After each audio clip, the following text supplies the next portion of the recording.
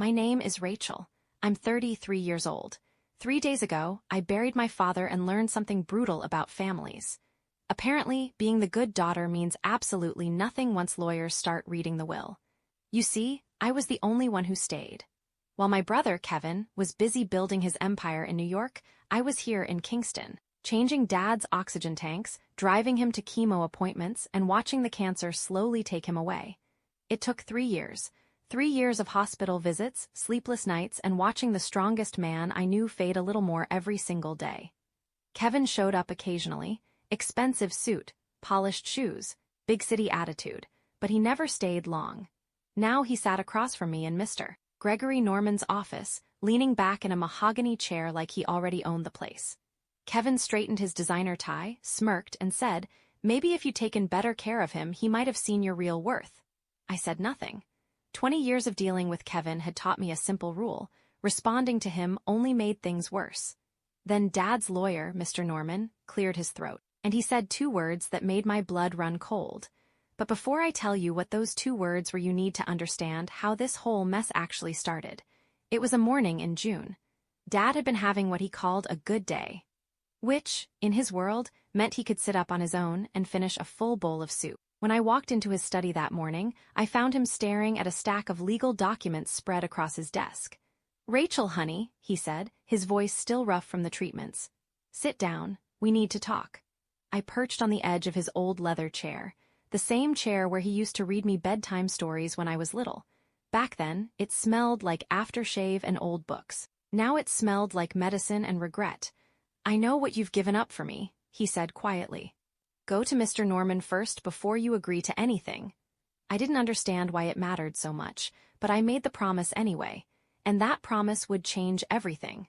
A few weeks later, Dad was gone. The funeral was everything Kevin wanted and nothing Dad would have chosen. There were towering arrangements of expensive flowers, a catered reception, and a room full of Kevin's New York business associates, people who had never even met my father. But they showed up anyway. Because for people like Kevin, networking doesn't stop even for grief. I stood in the back of our childhood living room, watching him work the crowd like he was campaigning for office. Handshakes, polite laughs, business cards quietly exchanged between condolences. 3 years of caring for Dad, and not one person asked how I was holding up. Instead, I got sympathetic smiles, condescending pats on the shoulder, and comments about how noble it was that I had stayed behind to help.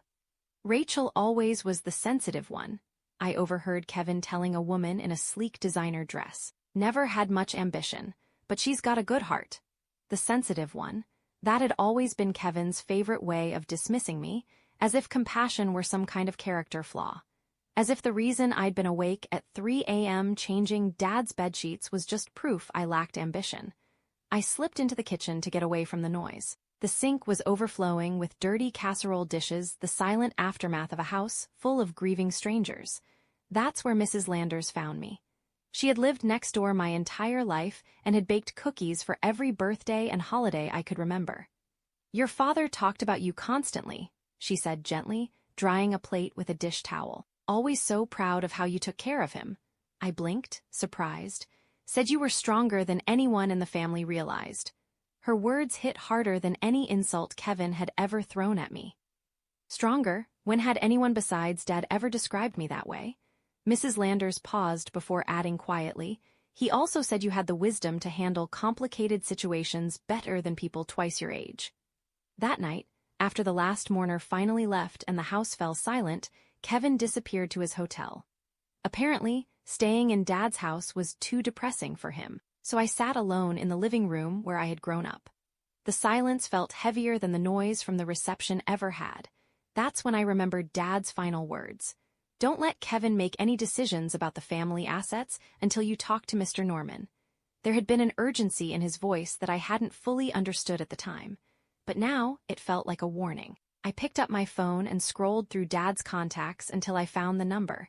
Even though it was almost midnight, I sent a message. "Mr. Norman, this is Rachel Ellison. Dad told me I should speak with you before making any decisions about family matters. Could we meet this week?" The reply came only minutes later. "Rachel, I've been waiting for your call. "Can you come to my office tomorrow at 2 p.m.? There are things your father wanted you to know, things we couldn't discuss," while Kevin was organizing the funeral. Sleep didn't come easily that night. Every time I closed my eyes, I heard Dad's voice again. "There are things Kevin doesn't know, things that could destroy everything if handled wrong." Destroy everything. What could possibly be so complicated that Dad couldn't tell both of his children?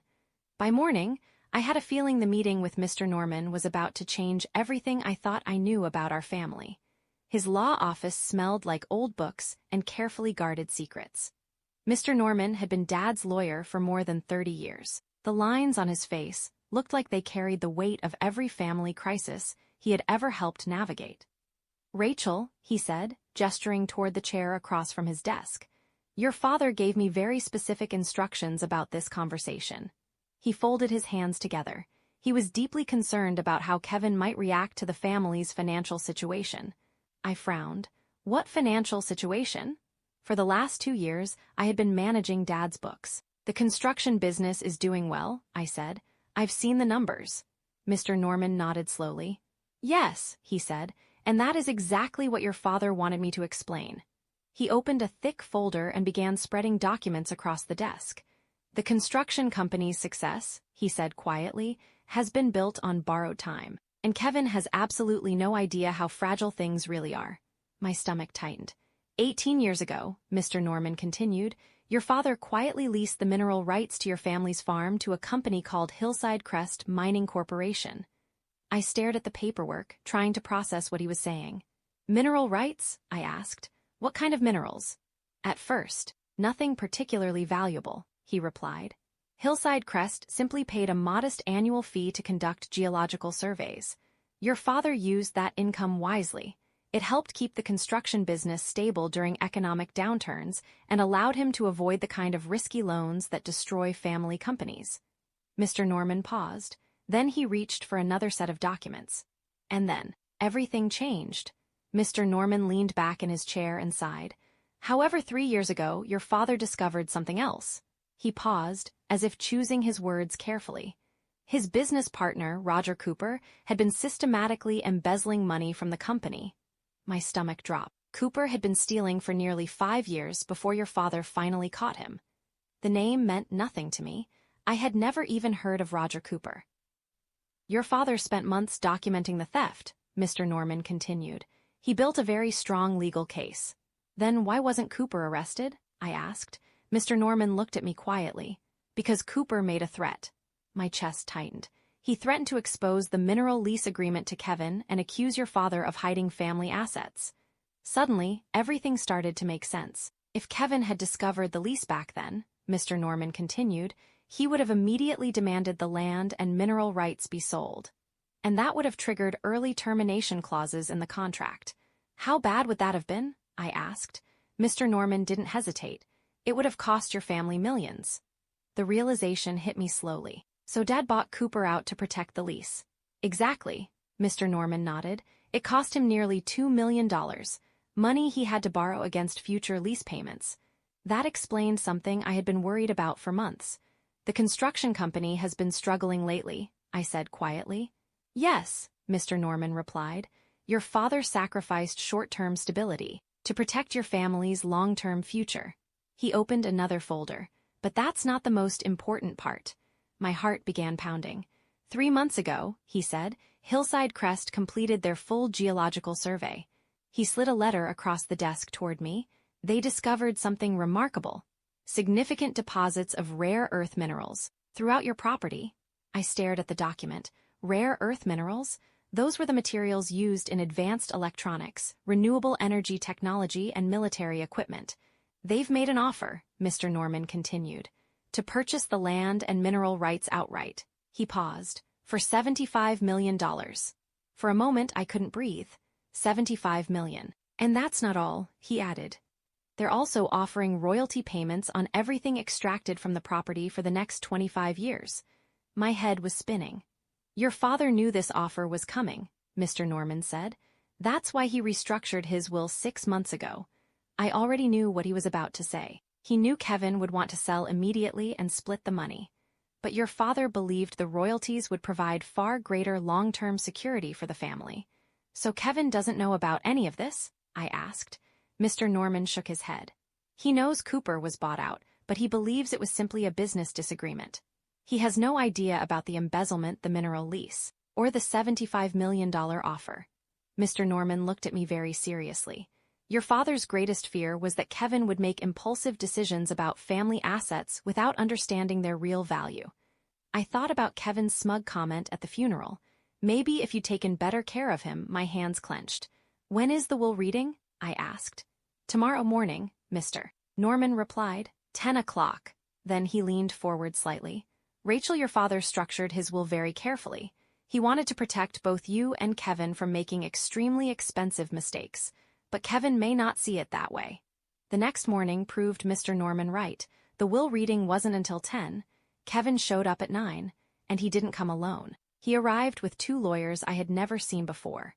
Rachel, he said, using the same tone he always used when he was about to explain why I was wrong about something. I've been reviewing Dad's estate, and there are some concerns we need to address. Mr. Norman stepped out of his office just then.